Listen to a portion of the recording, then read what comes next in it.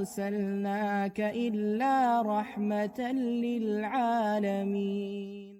السلام علیکم ورحمۃ اللہ وبرکاتہ۔ آج ہم یہ جانیں گے کہ مدینہ منورہ رسول اللہ صلی اللہ علیہ وسلم کے دور میں کیسا تھا اور اللہ کے رسول اور صحابہ کرام نے مسجد نبوی کی تعمیر کیسے کی۔ تو چلیں شروع کرتے ہیں۔ مدینہ رسول اللہ صلی اللہ علیہ وسلم کا پیارا سا خوبصورت شہر، ایک ایسی جگہ جس کے چاروں طرف بلند پہاڑ ہیں اور کھجور کے باغات ہیں۔ جب پیارے نبی صلی اللہ علیہ وسلم نے مدینہ منورہ کی طرف ہجرت فرمائی تو یہ بستی یثرب کے نام سے مشہور تھی۔ جب وہ وہاں پر آباد ہوئے تو لوگ اس شہر کو نئے نام سے پکارنے لگے، اسے مدینۃ النبی کہا جانے لگا، جس کو مدینۃ المنورہ بھی کہتے ہیں۔ یعنی ایمان کی روشنی کی وجہ سے اللہ کے رسول صلی اللہ علیہ وسلم کے اس شہر میں آنے اور یہاں پہ رہنے کی وجہ سے یہ شہر صرف مدینہ نہیں بلکہ مدینۃ النبی کے نام سے مشہور ہو گیا۔ مدینہ منورہ کے ارد گرد بہت سے بابرکت اور تاریخی مقامات ہیں۔ مقدس مقامات میں سے ایک جو ہے مقام وہ مسجد نبوی صلی اللہ علیہ وسلم ہے۔ ہر سال لاکھوں مسلمان اس مسجد کی زیارت کے لیے آتے ہیں۔ جنت البقیع قبرستان بھی اسی مسجد کے قریب ہے، وہاں پر بہت سے صحابہ کرام مدفون ہیں۔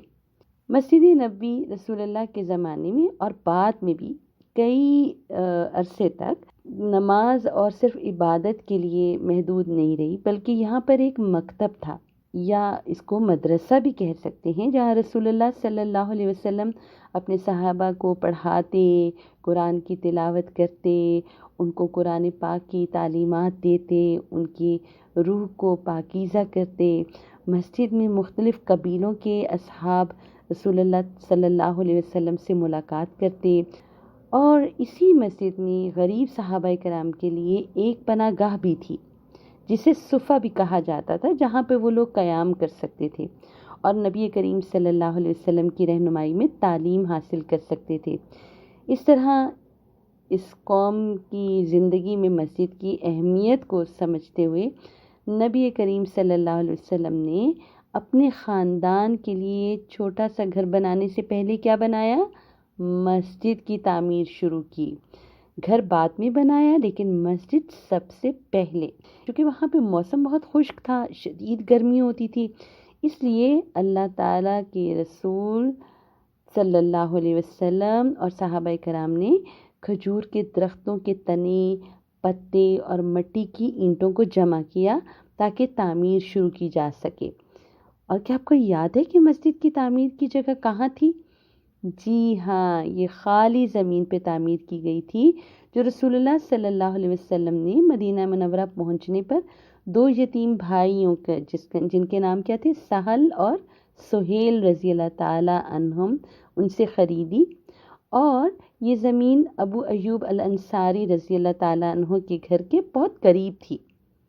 نبی کریم صلی اللہ علیہ وسلم اور آپ کے صحابہ کرام نے دن رات کام کیا، کیونکہ رسول اللہ صلی اللہ علیہ وسلم بہت خوش تھے اور اللہ کے شکر گزار تھے کہ اللہ تعالیٰ نے اتنی اچھی جگہ زمین پر ان کو دی جہاں پر وہ اللہ کی عبادت کے لیے اپنی مسجد بنائیں گے، جہاں سارے مسلمان آ کر ایک اللہ کے آگے سجدہ کریں گے اور نماز پڑھیں گے اور قرآن پڑھیں گے اور اچھے کام کریں گے۔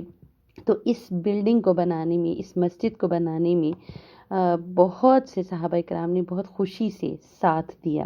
یہ بہت سمپل سی بلڈنگ تھی، ٹھیک ہے، اور اس کی دیواریں مٹی کی اینٹوں اور پتوں سے بنی تھی اور کھجور کے درختوں کی ٹہنیوں سے اس کی چھت بنی، اور کھجور کے تنے مسجد کی چھت کو سہارا دینے کے لیے ستون بن گئے، اور اس مسجد کو مکمل کرنے میں تقریباً 2 ہفتے لگے۔ مسجد کے صحن کا ایک کونا غریبوں کے لیے مخصوص تھا، جیسے آپ کو بھی پہلے بھی بتایا، جسے صفہ کہا جاتا تھا۔ یہ ایسے لوگوں کی رہنے کی جگہ تھی کہ جن کے پاس کوئی فیملی نہیں تھی، کوئی گھر نہیں تھا، کوئی خاندان نہیں تھا، تو ان کو پروٹیکشن مل گئی وہاں پر۔ اور یہاں پہ رہنے والوں کو کیا کہا جاتا تھا؟ اصحاب الصفہ۔ اور حضرت ابو ہریرہ رضی اللہ تعالیٰ عنہ ان اصحاب الصفہ میں بہت مشہور صحابہ تھے۔ مسجد کے آگے مسلمانوں نے رسول اللہ صلی اللہ علیہ وسلم کے گھر والوں کے لیے کمرے بنائے، جس میں کس کے لیے کمرے تھے؟ آپ کی بیویوں کے لیے، آپ کی بیٹیوں کے لیے۔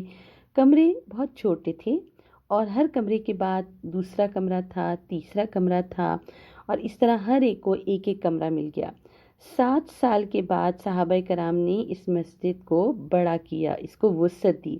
اس کی وجہ کیا تھی؟ اس لیے کہ اب جگہ تنگ ہونے لگی، بہت سے لوگ مسلمان ہونے لگ گئے تھے، تو وہ رسول اللہ صلی اللہ علیہ وسلم سے ملاقات کے لیے مسجد میں آیا کرتے تھے۔ اب مسجد میں لوگ نماز بھی پڑھتے اور پھر مختلف قبیلوں سے رسول اللہ صلی اللہ علیہ وسلم ملاقات کرتے۔ مشاورت کی جگہ بھی یہی تھی اور تعلیم کا جو سلسلہ تھا وہ بھی اسی مسجد میں جاری تھا۔ لوگوں نے مسجد نبوی صلی اللہ علیہ وسلم کو رسول اللہ صلی اللہ علیہ وسلم کے دور سے کئی گنا بڑا کر دیا ہے۔ اب مسجد کا حجم اب بہت بڑا ہے، وہاں ہزاروں کیا لاکھوں لوگ نماز پڑھ سکتے ہیں۔ جو پرانی مسجد ہے جو کہ رسول اللہ کے زمانے میں بنی تھی، جہاں رسول اللہ صلی اللہ علیہ وسلم نماز پڑھا کرتے تھے، وہ اب بھی موجود ہے، لیکن اس کو بہت ڈیکوریٹ کیا گیا اور ہر دور میں بہت سے لوگ اس کی تزئین و آرائش کرتے تھے۔ مسجد نبوی میں نماز پڑھنے سے کتنی برکتیں حاصل ہوتی ہیں، اس کا ہمیں کیسے پتہ چلے گا؟ حدیث رسول صلی اللہ علیہ وسلم سے، اور یہ حدیث صحیح بخاری میں موجود ہے۔ آپ فرماتے ہیں کہ میری مسجد میں ایک نماز مسجد الحرام کے علاوہ کسی دوسری مسجد میں 1000 نمازوں سے افضل ہے۔ سبحان اللہ! تو آپ اندازہ لگائیں کہ اس مسجد میں نماز پڑھنا اہل ایمان کے لیے غیر معمولی اجر کی ضمانت ہے۔ اس لیے یہ اسلام کی تاریخ کی عظیم ترین مسجد میں ہے، جو کہ رسول اللہ کے زمانے میں تعمیر ہوئی اور آج تک قائم ہے الحمدللہ۔ اور یہ مسجد کا مقصد کیا تھا؟ تاکہ لوگ صرف نماز نہیں پڑھیں بلکہ اللہ کی تعلیمات کو بھی حاصل کریں اور قرآن کی تعلیم حاصل کریں اور اس کو دوسروں کو بھی تبلیغ کریں۔ تو یہ تھا آج کا ٹاپک۔ آج ہم نے بات کی مدینہ منورہ کی اور مسجد رسول صلی اللہ علیہ وسلم کی۔ انشاءاللہ اگلی جو ایپیسوڈ ہے ضرور ہم دیکھیں گے کہ مدینہ منورہ میں کیسے کیسے لوگ آباد تھے، کیسے قبیلے تھے، کیا کرتے تھے۔ انشاءاللہ یہ جاننے کے لیے آپ کو اگلی قسط کو سننا ہوگا۔ اس قسط کو لائک کرنا اور لائک کے بٹن کو دبانا مت بھولیں، اور ذوالنورین جو چینل ہے اس کو ضرور اپنے فرینڈس کے ساتھ شیئر کریں صدقہ جاریہ کے طور پہ۔ السلام علیکم ورحمۃ اللہ وبرکاتہ۔ أرسلناك إلا رحمة للعالمين. Salah Tracker to keep you on track to success, a perfect gift for you and your loved ones.